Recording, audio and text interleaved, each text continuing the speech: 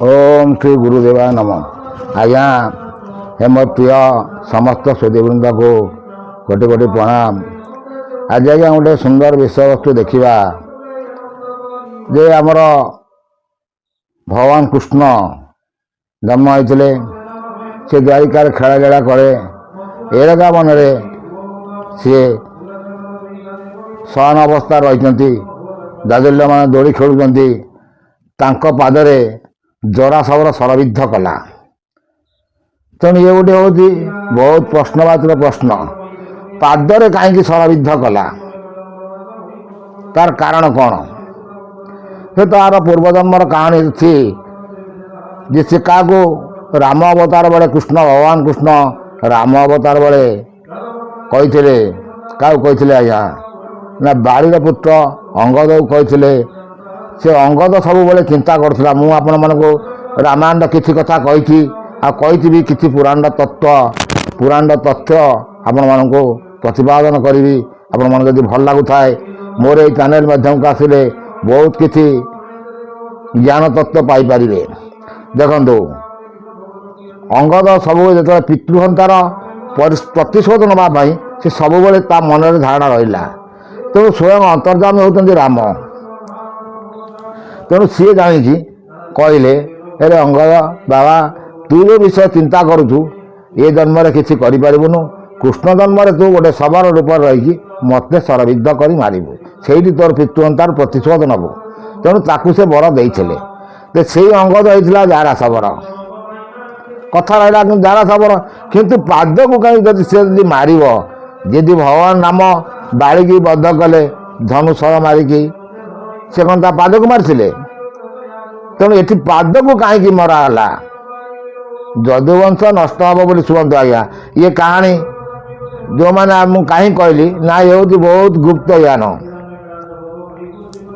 भगवान कृष्ण को पादर कहीं सरविद्ध कराला आ पादर जब न मारी था जरा सबर भगवान कृष्णकर कौन से अंगरे सर विद्ध हो पारि न था।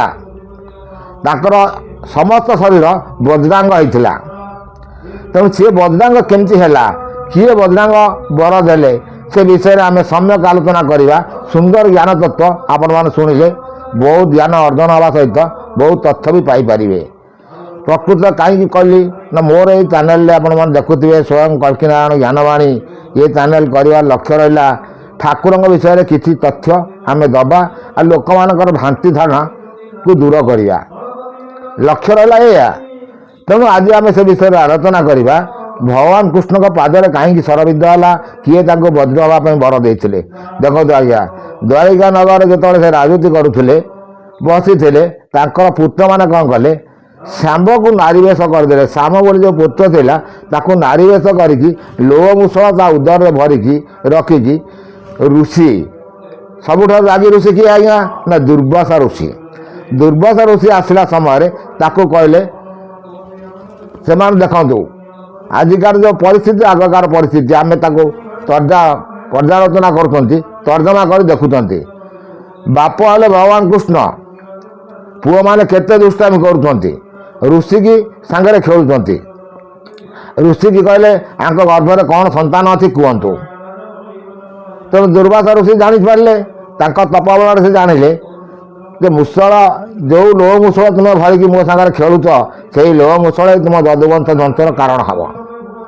तेणु सी जो अभिशाप देले दुर्वासा जो अभिशाप पड़ा श्याम उपर लोह मुसल बड़े तुम जदुवंश ध्वंस हम।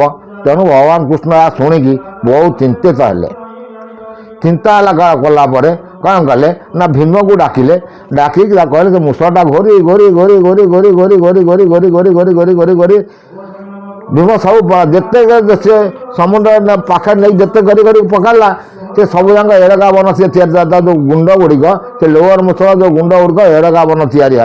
आज्ञा ये कथा हूँ भागवतर कथा आ बहुत गुप्तर तथ्य कथा। तेणु सी एरका वन है छोट पीसटे सी रखिले छोट पीस आउ घोरी पारे से सरला फोपाड़ देले समुद्र भर फोपाड़ देले किंतु गोटे मत्स्य ताकू गिड़देला। तेणु सी मत्स्य को यो जरा सबर धीवर कैवर्त ସ୍ତ୍ରୀ ତାକୁ ନେଇକି ସେ ତାକୁ କାଟିକି ଦେଖିଲା ବେଳକୁ ତା ପେଟ ଭିତରୁ ସେ ଟିକ୍ ଟିକ୍ ମାରୁଛି, ସେ ଖଣ୍ଡ ଖଣ୍ଡକ ବାହାରିଲା। ତେଣୁ ସେ ଖଣ୍ଡକୁ ସିଏ ଜରାସବର ତାକୁ ତିଆରି କରି ରଖିଥିଲା ତୀର। ଦେଖନ୍ତୁ ସେଇ ଲୋମମୂଷଳର ଶେଷ ଅଂଶ ଋଷିଙ୍କର ଅଭିଶାପ। ତେଣୁ ଅଷ୍ଟଗୁଳା ପାଟବଂଶୀ ଯେଉଁମାନେ ଥିଲେ ଭଗବାନ କୃଷ୍ଣଙ୍କର, ସେମାନେ ଚିନ୍ତା କଲେ ଆରେ ଭଗବାନ କୃଷ୍ଣ ମରିଗଲେ ଯଦୁବଂଶ ସିନା ନଷ୍ଟ ହେବ, ଭଗବାନ କୃଷ୍ଣଙ୍କୁ ଆମେ କେମିତି ରଖିବା? ନା ଦୁର୍ବାସା ଋଷିଙ୍କ ପାଖକୁ ସମସ୍ତେ ଯାଇ ପହଞ୍ଚିଲେ। କେଉଁମାନେ ପହଞ୍ଚିଲେ? ଅଷ୍ଟଗୁଳା ପାଟବଂଶୀ ଯାକ ଯାଇ ପହଞ୍ଚିକି ଦୁର୍ବାସାଙ୍କୁ ପ୍ରାର୍ଥନା କଲେ, ପ୍ରଭୁ ଆମ ସ୍ୱତିକି ଆମକୁ ଅଭିଶାପରୁ ମୁକ୍ତ କର। ଆଉ ଦୁର୍ବାସା ଋଷି ଚିନ୍ତା କଲେ ଠିକ୍ ଅଛି। ଦେଖନ୍ତୁ ଆଜ୍ଞା, ମୁଁ ଆପଣମାନଙ୍କୁ କହି ଆସିଛି, ଇଏ ହେଉଛି ବ୍ରହ୍ମର ଖେଳ। ସବୁଠି ନିର୍ଦ୍ଦେଶନାମା ଜଣେ, ବିଧିର ବିଧାନ ଜଣେ, ସେ ବିଧାତା। ତେଣୁ ସିଏ କଲେ କ'ଣ କଲେ? ଠିକ୍ ଅଛି, ତମେ ଭଗବାନ କୃଷ୍ଣଙ୍କୁ ସର୍ବାଙ୍ଗରେ ଦଧି ଲେପନ କରିକି ମୋ ସାମ୍ନାକୁ ଆଣ। ଦଧି ଲେପନ କରିକି ସର୍ବାଙ୍ଗ ନେଇ ଆସିଲେ ମୁଁ ତାଙ୍କୁ ବଜ୍ରଠୁ କଠିନ ଅଙ୍ଗ କରିଦେବି, ଯାହାଫଳରେ କୌଣସି ତୀର ତାଙ୍କ ଉପରେ, ସେ ଲୋମମୂଷଳ ଯେଉଁ ତୀର ହେଇକି ଆସିବ କି ସର ହେଇକି ଆସିବ, ତେଣୁ ସିଏ ତାଙ୍କ ଅଙ୍ଗ ଭେଦି ପାରିବ ନାହିଁ। ଦେଖନ୍ତୁ ସୁନ୍ଦର କାହାଣୀ, ତେଣୁ ଆପଣମାନେ ଶୁଣନ୍ତୁ, ଧ୍ୟାନ ଦେଇ ଶୁଣିଲେ ମନେ ହେବ। ତେଣୁ ଅଷ୍ଟଗୁଳା ନାରୀମାନେ କ'ଣ କଲେ? ଭଗବାନ କୃଷ୍ଣଙ୍କର ଦଧି ଲେପନ କରି ସମସ୍ତ ଶରୀର ନେଇଗଲେ, କିନ୍ତୁ ପାଦ ତଳେ ଆଉ ଦଧିଟା ଲେପନ କରିପାରିଲେ ନାହିଁ।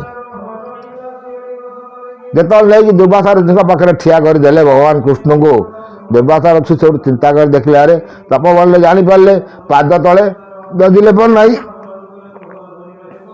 ତେଣୁ ବହୁତ ମନ ଦୁଃଖ କରିକି ଭଗବାନ କୃଷ୍ଣଙ୍କୁ କହିଲେ, କ'ଣ କଲ ପ୍ରଭୁ, ତମେ କ'ଣ କଲ? ପାଦରେ କାହିଁ ଦଧି ଲେପନ କରିକି ଆସିଲ ନାହିଁ? ଦେଖନ୍ତୁ ଆଜ୍ଞା, ବିଧିର ବିଧାନ ନିଧିର ନିଧାନ ଭଳି ଭଗବାନ କୃଷ୍ଣ ଯାଇଛନ୍ତି, ତେଣୁ ସେ ପାଦରେ ଲେପନ ହେଇନି। ତେଣୁ ସର୍ବାଙ୍ଗ ତାଙ୍କର ବଜ୍ରାଙ୍ଗ ଭଳି ରହିଲା, ପାଦରେ ଆଉ ପାଦଟି ନରମ ରହିଲା। ତେଣୁ ଜରାସବର ସର ମାରିଲା, ସେ ସର ପାଦରେ ହିଁ ବିଦ୍ଧ ହେଲା। ମୋର ସୁନ୍ଦର ତଥ୍ୟ, ଗୁପ୍ତ ତଥ୍ୟ ମୁଁ ଆପଣମାନଙ୍କୁ ଦେଲି। ଆପଣମାନଙ୍କୁ ଯଦି ଭଲ ଲାଗୁଥାଏ, ମୋର ଏଇ ଚ୍ୟାନେଲ ମାଧ୍ୟମକୁ ଆସିଲେ ବହୁତ ଜ୍ଞାନ ତତ୍ତ୍ୱ ପାଇବା ସହିତ କଳ୍କି ଠାକୁରଙ୍କ ଉପରେ ଜ୍ଞାନ ବି କିଛି ଅର୍ଜନ କରିପାରିବେ। ଯେଉଁମାନେ କଳ୍କି ହେଉଛନ୍ତି, ସେମାନଙ୍କୁ ତଥ୍ୟ ପଚାରିଲେ ସବୁ ଗୁପ୍ତ ତଥ୍ୟ, ପୁରାଣର ତଥ୍ୟ ସବୁ କହିବେ, ଆମକୁ କହିବେ ସିଏ। ପୁଣି ଆଜ୍ଞା ନେକ୍ସଟ ଅଧ୍ୟାୟରେ କିଛି କଥା କହିବା। ଏତକୁ ରହୁଛି ଆଜ୍ଞା, କୋଟି କୋଟି ନମସ୍କାର। ତେଣୁ ଆପଣମାନେ ଜାଣିଲେ ଦୁର୍ବାସା ଋଷିଙ୍କ ଅଭିଶାପରେ କୃଷ୍ଣଙ୍କର ବଜ୍ର ଅଙ୍ଗ ହେଇଥିଲା, କିନ୍ତୁ ଦୁର୍ବାସା ଋଷିଙ୍କ ଅଭିଶାପରେ କୃଷ୍ଣଙ୍କର ମୃତ୍ୟୁବରଣ ହେବାର ସମୟ ଆସିଗଲା, କିନ୍ତୁ ତାକୁ ସେ ବଜ୍ରାଙ୍ଗ ସମସ୍ତ ଶରୀର କରିଥିଲେ, କିନ୍ତୁ ପାଦଟି ରହିଯାଇଥିଲା। ଯେଭଳି ଭଗବାନ ମାୟା କରିକି ଦୁର୍ଯ୍ୟୋଧନକୁ ରଖିଥିଲେ, କେଉଁଠି କରିଥିଲେ? ଦୁର୍ଯ୍ୟୋଧନର ଜାନୁରେ ସେ କଦଳୀପତ୍ର ଗୁଡ଼େଇ ମା ପାଖକୁ ଯାଇଥିଲା। ଦେଖନ୍ତୁ ଆଜ୍ଞା, କଥା ହେଉଛି କ'ଣ? ମୁଁ କଥାଟାକୁ ସାରି ଆସୁଥିଲି, ପୁଣି କଥାଟା ବାହାରିଲା ମାନେ ପୁଣି କଥାଟା କହିଲି। ଇଏ ହେଉଛି ଆଜ୍ଞା ତଥ୍ୟ, ତତ୍ତ୍ୱ। କ'ଣ ତତ୍ତ୍ୱ? ନା ସେଇ ଭଗବାନ କୃଷ୍ଣ ଯେତେବେଳେ ଦୁର୍ଯ୍ୟୋଧନ ଯାଉଛି ମାଆଙ୍କ ପାଖକୁ, ଉଲଗ୍ନ ଅବସ୍ଥାରେ ଯାଉଛି, ମାଆଙ୍କର ଚକ୍ଷୁ ଖୋଲିଲା ମାତ୍ରକେ ପଡ଼ିବ ଦୁର୍ଯ୍ୟୋଧନଙ୍କର ସର୍ବାଙ୍ଗ ଉପରେ ପଡ଼ିଲେ ସେ ବଜ୍ରଠାରୁ ଆହୁରି କଠିନ ହୋଇଯିବ, ତାକୁ କୌଣସି ଶକ୍ତି ପାରିବ ନାହିଁ। ତେଣୁ ଭଗବାନ କୃଷ୍ଣ କ'ଣ କଲେ? ନା ମାୟା କରିକି ଦୁର୍ଯ୍ୟୋଧନକୁ କ'ଣ କଲେ? ନା କହିଲେ, ଆରେ କ'ଣ ଗୋଟେ ମା ପାଖକୁ ଯିବୁ, ଲଙ୍ଗଳା ହେଇକି ଯିବୁ? ଏତେ ବଡ଼ ପୁଅ ହେଇକି କଦଳୀପତ୍ର ଗୁଡ଼େଇକି ଦୁର୍ଯ୍ୟୋଧନ ଯାଇଥିଲେ। ତେଣୁ ସେ ଜାନୁଭଙ୍ଗଟା, ତେଣୁ ଜାନୁଭଗ୍ନ ହେଲା। ତେଣୁ ସିଏ କରିଥିଲେ ତାଙ୍କ ପାଇଁ। କାହା ପାଇଁ କରିଥିଲେ? ଭଗବାନ କୃଷ୍ଣ ପାଣ୍ଡବମାନଙ୍କୁ ରକ୍ଷା କରିବା ପାଇଁ ଦୁର୍ଯ୍ୟୋଧନକୁ ମୃତ୍ୟୁର ଭେଦ ସେ କହିଲେ। ତେଣୁ ନିଜର ମୃତ୍ୟୁଭେଦକୁ ସେ ନିଜ ପାଦରେ ଦଧି ଲେପନ କଲେ ନାହିଁ। ଇଏ ହେଲା ଆଜ୍ଞା ବହୁତ ତଥ୍ୟ ଜ୍ଞାନ। ଆପଣମାନଙ୍କୁ ଯଦି ଭଲ ଲାଗୁଥାଏ, ମୋର ଏଇ ଚ୍ୟାନେଲକୁ ଆସିଲେ ବହୁତ ଜ୍ଞାନ ପାଇବା ସହିତ ଚ୍ୟାନେଲକୁ ସବସ୍କ୍ରାଇବ୍, ଲାଇକ୍, ସେୟାର କଲେ ସାଥୀମାନେ ମଧ୍ୟ ଜାଣିପାରିବେ। ଏତକ ରହୁଛି ଆଜ୍ଞା, କୋଟି କୋଟି ନମସ୍କାର।